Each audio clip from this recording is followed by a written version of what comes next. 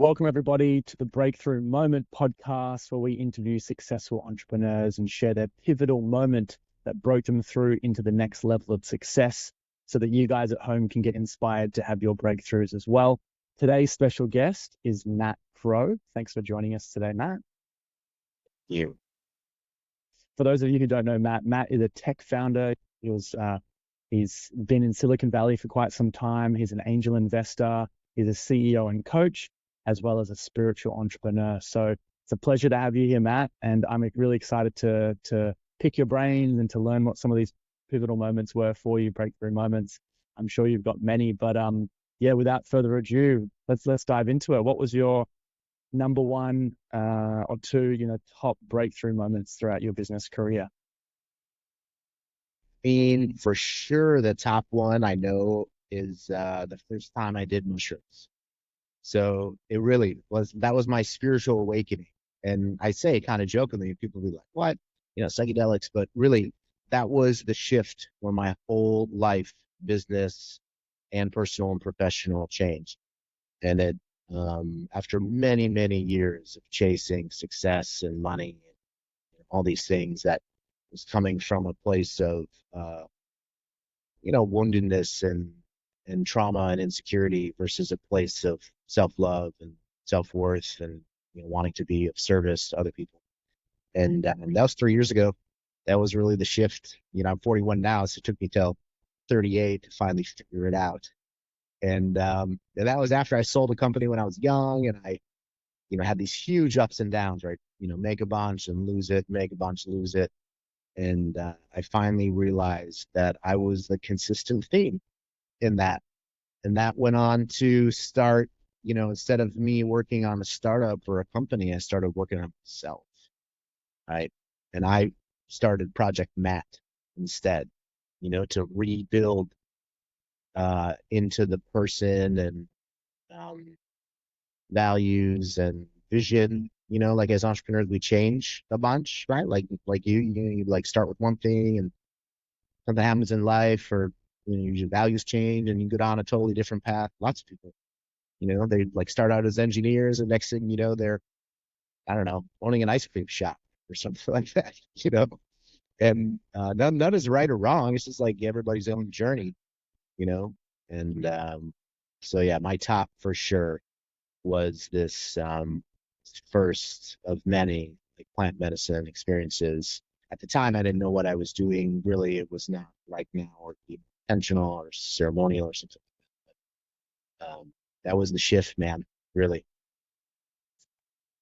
I can relate. Those moments that I've done mushrooms, I've had massive shifts in my ego, my awareness of my identity, the connection I have to, the gratitudes that are already in my life.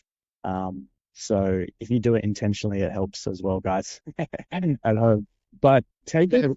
I'm not advocating to just go take, psychedelics. Lots of people do. Fine, good on them. Go to EDM festivals and trip out, but that's not me. It's like not why I want to do it. And I think there's a lot of healing that can happen personally and professionally for people. Actually, I was gonna mention it too. It's cool because I see younger people. I don't know your age. Like maybe how old are you? 30, 70 people. Yeah, like I'm seeing more. I'm 41 now, but I didn't. I got to this later in the game than a lot of people, and there's this huge spiritual awakening happening, in the world, which I'm sure you're aware of, like in Thailand and these places too. But I see it happening in young people now too, like 24, 25, like really spiritual millennials. It's crazy to see. I wasn't there. I wasn't at that stage when I was at that age.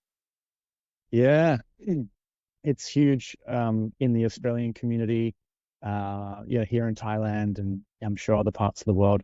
But didn't they have back in the day? I guess you had like the hippie movement, and everyone was free love, rock and roll, and stuff like that. And I think our not that old, bro. That was like 70s, man. Yeah, we did. Like in San Francisco. Yeah, it was a thing. Yeah, right. I feel like our generation missed out on that. So it's like this is kind of our own. yeah, you're like coming back. Yeah. take us into like, okay, so you did these mushrooms, and then what shifts, what realizations happened? What was it that actually was the breakthrough? I saw my version of God, and that is not like some religious, thing, and all good if that's what people are into. But like I had a different perspective on life in general, like the meaning of life. And the meaning of all this chase for me, it was always chasing success. That was my drug. It was just like, how do I make as much money as possible or have as much status or fancy cars or good looking women or, all these things that young guys, most young guys, this is not, you know, a new revelation. But I experienced like a feeling of love. That was really, like a feeling of everything is okay, and as like kind of the psychedelics, they allow you to kind of collapse time and space and also, connect your conscious and subconscious in ways that you can't normally access, So these like buried things of I'm not good enough as an entrepreneur, so I'm always, like trying to prove my worth or something like that, or I'm overworking or undercharging or things that I was doing when I was younger from a place of lack of self-worth, right? And that initial um experience was I felt love, like worthiness, of just being, nothing else, not with, the time I had nice things, but in that moment it was just me, you know, and actually like at the time I remember like the next day, it was just a crazy journey. Like, I mean, if you've ever had uh, journeys, they can have ups and downs and things. And it took a minute to like set in too, like probably a solid 6 or 9 months or something like that until I like that turned the ship, and then the ship kind of did full 180 to where I am now 3 years later, where when I work with other founders and entrepreneurs and CEOs, like work-life balance is a huge thing I talk about with them, like making sure to follow their values, not what other people want or what investors want or employees want or romantic partners want, to like really anchor your business in what your vision is. Because everybody's going to tell you why you should do it differently or do it the way that they did it, whatever. But um, it helped me give, and actually, sorry, the second breakthrough to answer that question, before is kind of why I'm on here too, is I realized that although like I have been in magazines and in the media and I have speaker at lots of places and things, I realized that um, it was a selfish act of me to not share my message, right? Because if and anybody, you or anybody, like we have things to share that others can learn from, you know. Like I was on a call recently with I'm a mentor at a couple of accelerators, startup accelerators, and one of the kids, like 22, like young. I remember when I was 22, and he's telling me about this, thing that he's building, and he's all jazzed about it, and that was awesome. And and I could give him a perspective that was 20 years his senior, you know, that he was just like, what the fuck was that? Like, oh my gosh, this is crazy that I didn't think of that, or, you know, and I think we learn a lot along the way, and especially somebody like me that has had these huge ups and downs, like the typical life is kind of more like this, and I had these massive like swings, you know, and when you make millions and lose millions, you learn a lot on the way up and on the way down. And the second awakening was that I need to share that and own it with other people to help them to not make the same mistakes as me and have things done a little bit easier, which is what CEOs that I work with now, I tell them my greatest value to you is what not to do. That's my value, is to show you and help you what not to do, to like look out for the mistakes that people make. And I didn't have mentors like that, either like as a man or as a business owner. I had like some advisors and things, but not people that were like Rocky's, who was his like dude in the corner, that old guy. Yeah, like he's like, his cheerleader, like, telling, hey, make sure to like do this or do that or whatever. And I feel like I'm able to do that now for other entrepreneurs, which is really cool, fun. Sounds like you've had an awesome journey and so many distinctions there that you've had that it sounds like you're a completely different person now in terms of your perspective and values and things like that. And your definition of success is what you spoke about. So I would love to know, what was your definition of success before or back in the day? And then what is your definition of success now? Because I think so many people are running towards something, or entrepreneurs are running towards something in such a anxious state that it's sometimes it's burning them out, causing mental health issues or causing more drama. So can you shed some light on that? Yeah, I mean, well, first, like there's some scientific study that we in 7 years completely change all of the cells in our body, right? Is completely new. So you're a different person at 34, you said, right? Than you were at 27. And I'm a totally different person today. If I were to meet somebody that I met 10 years ago, they wouldn't even, recognize me or know. And I think that the old definition was definitely around like a money target, like some dollar amount, right? $1 million or $5 million or $10 million or 50, whatever, some like amount. Like, oh, I'm there, you know? And what I learned during that time, and this is like my own journey, of my own traumas and experiences and things, but I think a lot of people have kind of similar, maybe even men too, like in Western society specifically, like we kind of have this, if you're not driving a Lambo, you're not successful kind of thing. And not that I had any desire to drive a Lamborghini, but, like nice cars and nice house and looking girlfriend and status and that sort of thing was all of my definition of wealth, let's call it, right? And today, my definition of wealth still has some financial aspect to it, but it's much more weighted towards community and friendships and time freedom, location freedom, and mental freedom. These things that sounds really cliche, but money doesn't buy that stuff, really. Like I used to work 100 hours a week every week for years, and I was miserable.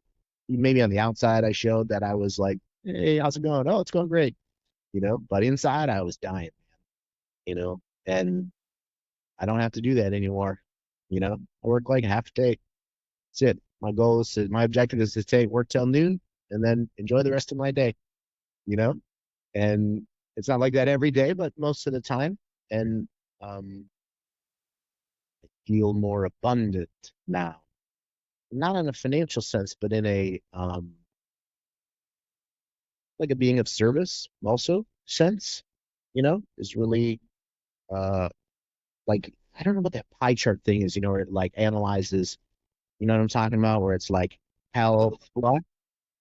Yeah, it's a round thing. Yeah, it has like the categories of like finance and relationships and physical health and these kind of things, And years ago, mine was like money, you know.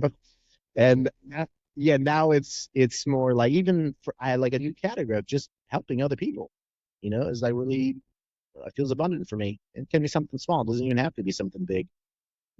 Buying a Coke, a Coke soda, Coca-Cola for a security guard guy that makes nothing, give it to him for no reason other than to just say thank you, you know, like, so for me, I guess, um, don't get me wrong, I still like nice things that all of us do.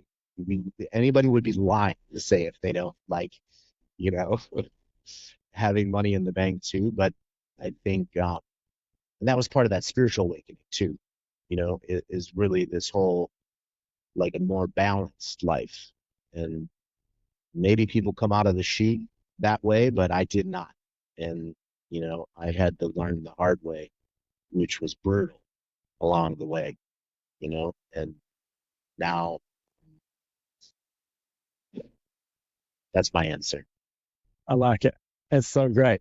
In perspective, I think giving us younger generation and even as you mentioned, the entrepreneurs in their 20s, just a bit of a reality check on what's most important, and what's most important isn't usually shared on social media or in movies or in the industry per se. So this is great that we're getting a more balanced approach now, which I think is good for a better approach for long-term success.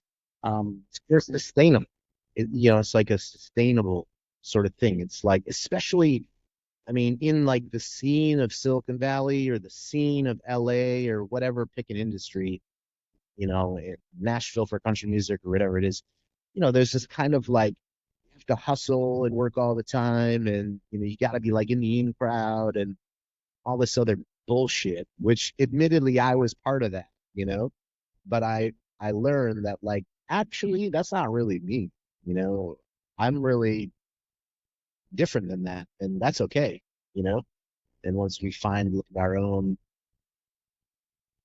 path, which maybe you're doing, if you were in Australia and you're bombing around the world now exploring stuff, and I poked at YouTube a little bit of some cool shit that you're doing. So obviously, like, you're on your own journey, not following what other people are telling you what you should be doing.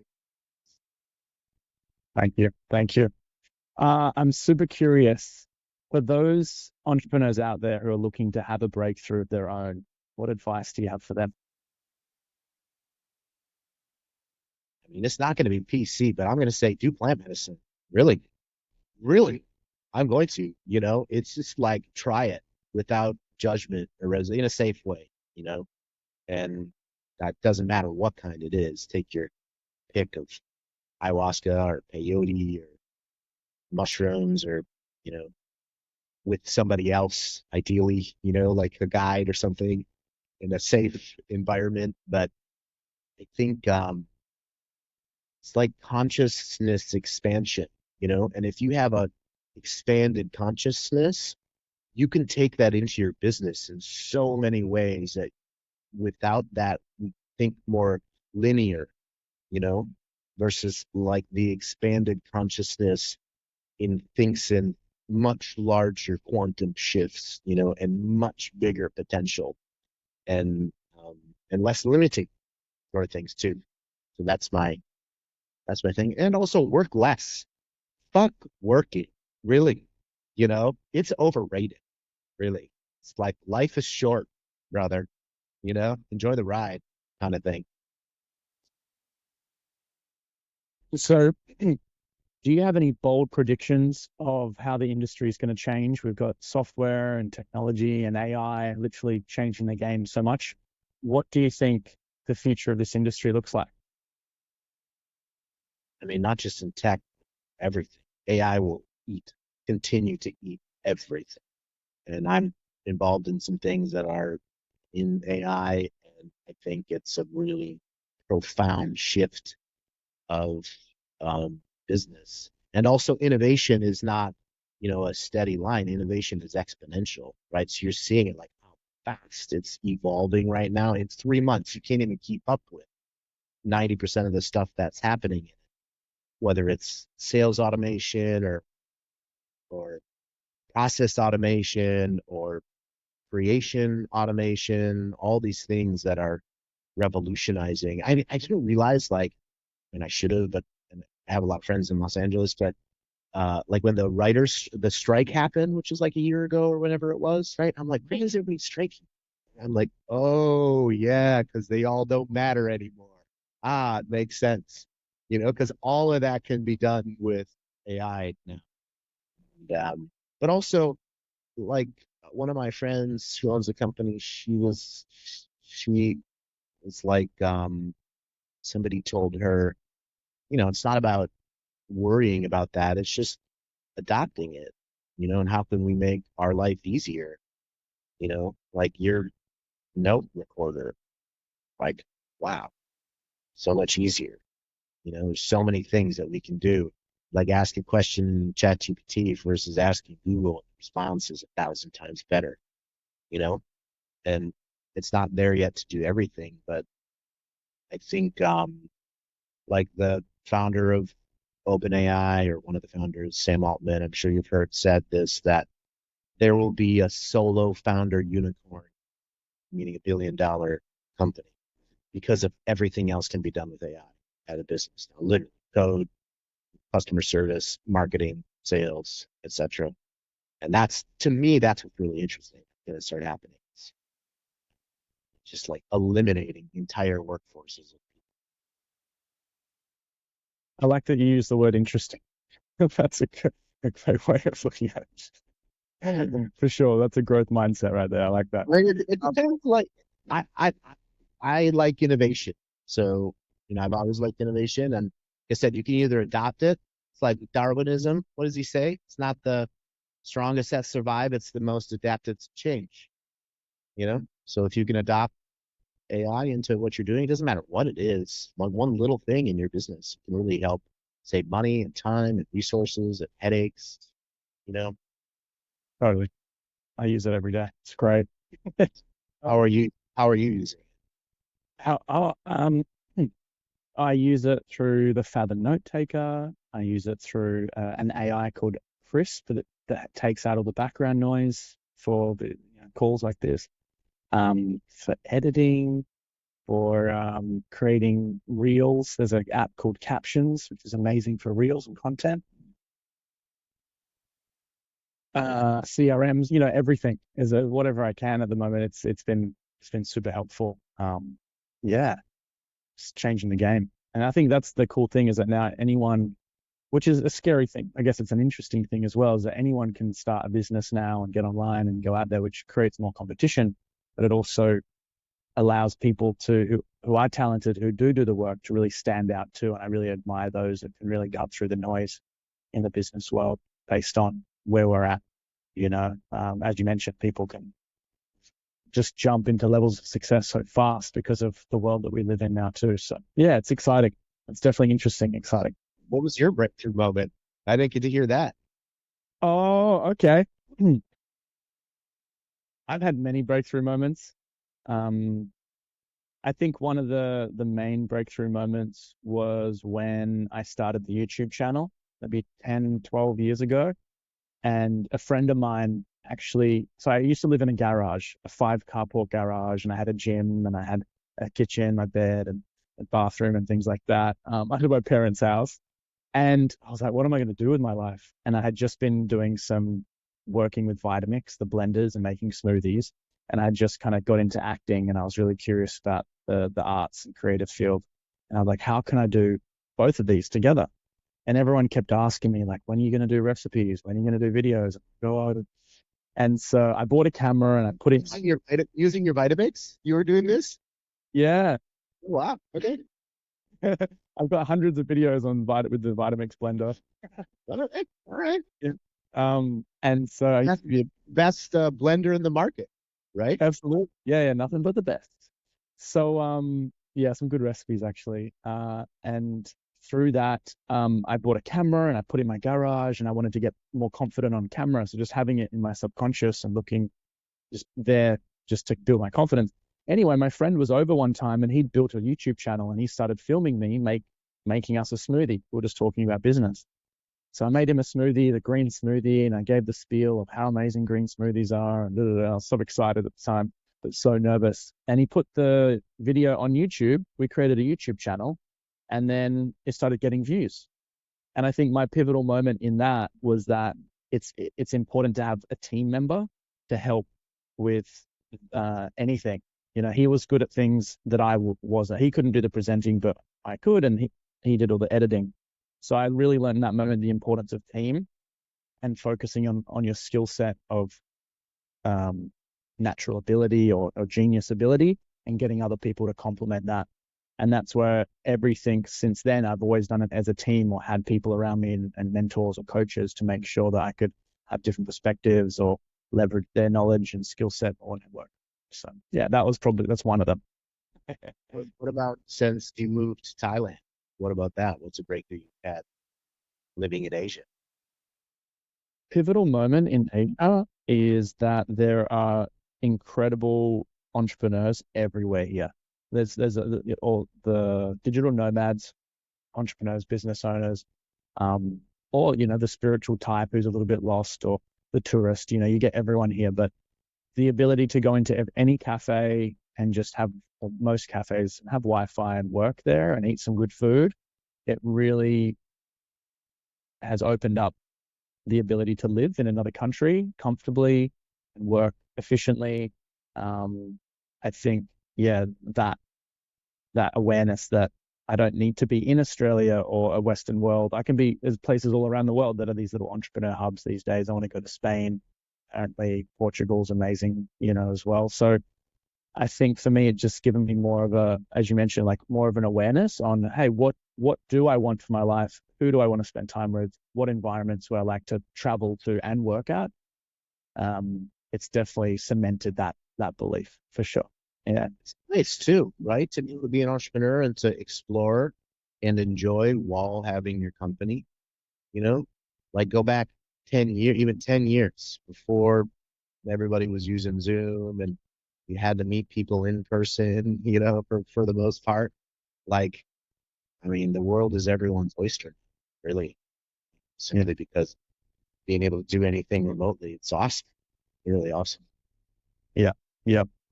Changed the game. So yeah, it's beautiful here, the beaches and riding around on scooters. I think the other breakthrough, or not breakthrough, but like kind of caution, if anyone comes to Thailand, like if you're going to get on a scooter, guys, please do some lessons or wear some protective gear. Sure. I've also a friend of mine stacked it. I was looking after her for a few weeks, and like her whole body's scratched and burnt, and like, well, Never read like blisters, like the road rash blisters. Oh, exact. The scooter fell on her and burnt her, and it was just like it was a full. yeah. She couldn't sit properly, and her coccyx was sore. Like it was this experience, but she's a trooper. She got through it. She's back. She's not on the scooter yet, which I'm like, hey, let's practice a little bit. But so that's the other. If you guys come to Thailand or I guess Asian countries, just be smart on a scooter. Know the difference between a front brake and a back brake. One of my friends crashed his. He was renting one. He had to pay for the whole thing. They didn't have insurance, or it's like, I don't know what it was, but a meaningful amount of money. Yeah, yeah. Matt, if you could go back to the beginning of your business career and change one thing, what would that be? Wow, that's a question. I mean, everything. I would change literally everything. Um, Man, honestly, I've been talking with some friends of mine about this a lot. I sold my first company when I was really young, 20, right? And I had the opportunity to move to uh, California then. And I really had a dream to do things in film, like didn't matter. I used to do some acting when I was younger, and I like to write, like creative writing. Could have been anything. And I always loved movies and loved Hollywood and loved the whole thing. But I was too afraid, man. I thought I'd end up on Skid Row, or something like that. It's like the homeless area where everybody's doing drugs. It's a really tough area. And I always like wish that, but I sold my first one. I'm like, oh, I know business. So I'll like, continue to follow that path. And I am only now, over the last like few years, going back to the things that I really wanted to do, like in my heart of hearts, not in the what other people think I should do or what I can make money doing, like the Japanese, the overlapping circle, the Ikaji, that thing. Yeah. It's like what you're good at, what the world will pay for, what it needs, and I was kind of swayed over towards like what the world needs and, what I can make money at versus what I really wanted to do, and now I've been able to explore these creative projects, which has been really, really fun, and have the time and flexibility to do that. And who knows where that'll go? It's not like a money making thing for me. If it makes money, great, awesome. But it's not like why, And I think it's a lesson for me that I learned that I think other people can learn too. Is it's not always about money, you know. Like, really, what's something in your life that if you were going to die tomorrow that you would want to do or experience, And 99% of the time, that's not, oh, I want to build my business to 6 figures or 7 figures. It's like something else, you know? And I definitely think I would do that different. That's why I said I would do everything differently. Aside from that too, but I would have pursued more of the creative stuff without thinking about, um, impressing other people or doing it for financial reasons. Just do it because of like a love for the art, for the craft. You know, you? What about you? Great. Yeah, great. Well, this is just your podcast. Fantastic. So, if I could go back and change one thing, great question, man. So